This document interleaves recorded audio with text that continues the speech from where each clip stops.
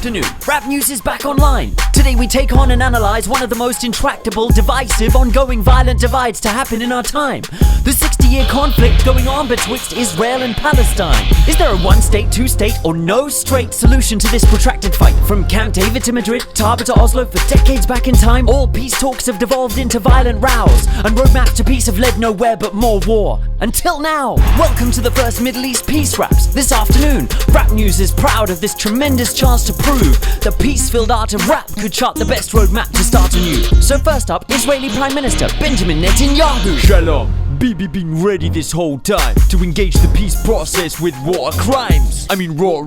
Alright, well, we'd like to bring the whole story to light. Please begin by telling us Israel's side. How did this war arise? The fact is, my people have suffered awful tragedies, centuries of persecution, diaspora. We were slaughtered, massacred. In the Shoah, Hitler tried to have us wiped off the map, and thus we sought a safe harbor, a place to gather us. Some told us go to Argentina, others go to Uganda, but we said go fuck yourselves. And like Exodus, we came back to our biblical homeland, Eretz Israel, which the Lord handed us. And then in 1948 we declared the birth of the Jewish state. Your people have indeed suffered massively, unimaginably, and should have sanctuary, not just in the Middle East, but wherever they happen to be. However, isn't the Holy Land holy also to Christians and Muslims?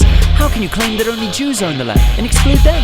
With the Six-Day War, we fulfilled our Zionist covenant, invaded Jerusalem, the West Bank, Golan and Gaza, taking all of it. The occupied territories. Then on the seventh day we rested, and when all the world's nations witnessed this great event, they condemned it? What? It seems the UN issued Resolution 242, Wait. calling on Israel to give back those territories and withdraw troops. Hey, are you denying the legitimacy of the Jewish state? I'm just trying to... Anti-Semite! Wait, what? Everybody, these guys are Nazi! Okay, just let's relax. Jew hater! We've yet to ask the rival party. We now cross direct to Gaza to check the raps of a Palestinian spokesperson representing Hamas. Salam! As you can see, we are ready to talk peace, but only within the 1967 borders will we recognize Israel and sign deals. Oh yeah? Recognize these.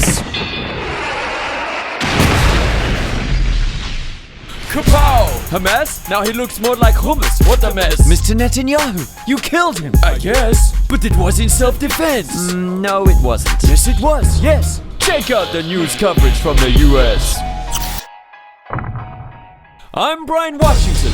You're on MSNBS. Tonight's headlines: peace process shattered yet again by unprovoked attacks from Arab terrorists. Israel retaliates with airstrikes in self-defense. Meanwhile, in the West Bank, Palestinian suicide homes are ramming themselves into peaceful Israeli bulldozers. Israel is under threat, which is why, as shown on this map, its settlements have, steadily expanded. How can we end this injustice? To explain, we welcome John Kerry, Secretary of State. Great to be back, Bucky. And don't you stress a bit. American taxpayers have got Israel covered till Armageddon hits. No country gets more US foreign aid sent to it. $140 billion since the 70s, plus military weaponry. No conditions or strings with it. No conditions at all? Well, we would prefer it better if they could kindly stop using our money to build new illegal settlements. What did you say, you schmuck? Baby! Oh, no, I was just telling them. Just keep sending the money, schmickele. Yes, sir. We'll write the check.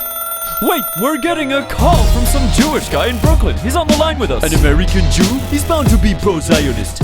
Let him speak. Hello, MSNBS? Yes, you're on the screen. This is Norman Finkelstein, ringing in to state the truth in this case. Israel is a lunatic state. It's no excuse to steal Palestinian land because Jews suffer genocide at Hitler's A hands. self-hating Jew. Everybody, this guy's an Ashkenazi. Shut up, BB. And I also condemn American policy of funding the theft of Palestinian territory. Okay, Funkelstein, we get the gist of all this. Now where were we? Financing war crimes. That's a straight fact. Well done, America. Thank AIPAC. They got us by the taint sack, so we have to wave that Star of David flag. But it's worth paying cash to have Israel's back. That's true. They're the only nation in the Muslim backwoods that shares our American values. Give us some examples. We both love trampling international law. Constantly. We're both nuclear states and democracies with terrorist foreign policies. And obviously, both America and Israel were built by occupying territories of native peoples. We're both settler colonies. Awesome. Publicity time. Keep your eyes on the screen. Hey, I'm Scarlett Johansson, and my real job is promoting illegal occupations. It's easy. You start by taking other people's land and water, send in Zionist settlers, push the natives out of their homes, causing bloodshed. And look, settlers' dream, better for Israel and all of us. Scarjo. Looks delicious, and what's more, it reminds me of our very own sponsor, Redskin Genocider. Flavor of the American nation. Bloody good. Tasteful. So, Israel is a settler colony, like Canada, America, and Australia! our colonial assessor is in the area. Does Israel pass the test, Kenovka? Kenovka? Yeah! I'm in Jerusalem. And what's going on over there? I'm celebrating the day of Israel's birth, Yom Hetzmaut, which roughly translates to Australia Day. And wow, it's like back home, Barbies, flags, beers. So in solidarity, I got the end of me knob chopped off. It's patriotic, apparently. What do Palestinians make of this day? I don't know, eh?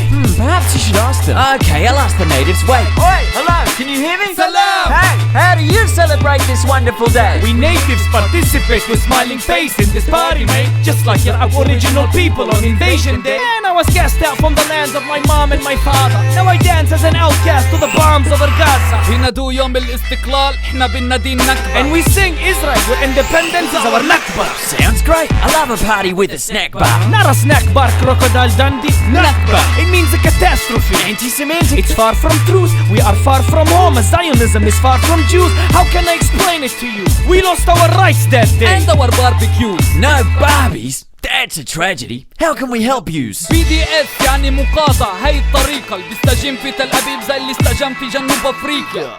ساعدنا نوقف جنون المستوطن. ساعدنا نبني دولة فيها شوية منطق.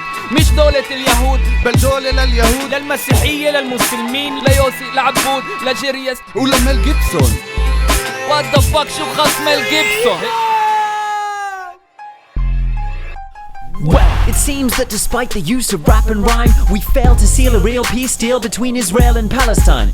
Nevertheless, I hope we've expanded our minds and are prepared to share some final thoughts before we wrap for the night. This might seem like some battle entwining other people in another time, but in fact it mirrors back our own greatest challenge, to live side by side, no matter race, flags, or which invisible man we pray to in the sky. And that is why there'll be peace nowhere until there's peace in Palestine. The wall is over, if we wanted, to borrow Lenin's line. It was pressure from outside that ended the crime of apartheid, that turned terrorists into winners of the Peace Prize. The question is, can we learn history's lessons and apply them in our time? When we analyze our direction, it's clear where the answers lie. Does any state hold the power to change the tide? Or is the one safe solution for us to unify rather than divide? Not just in the Middle East, but globally, far and wide. Good night.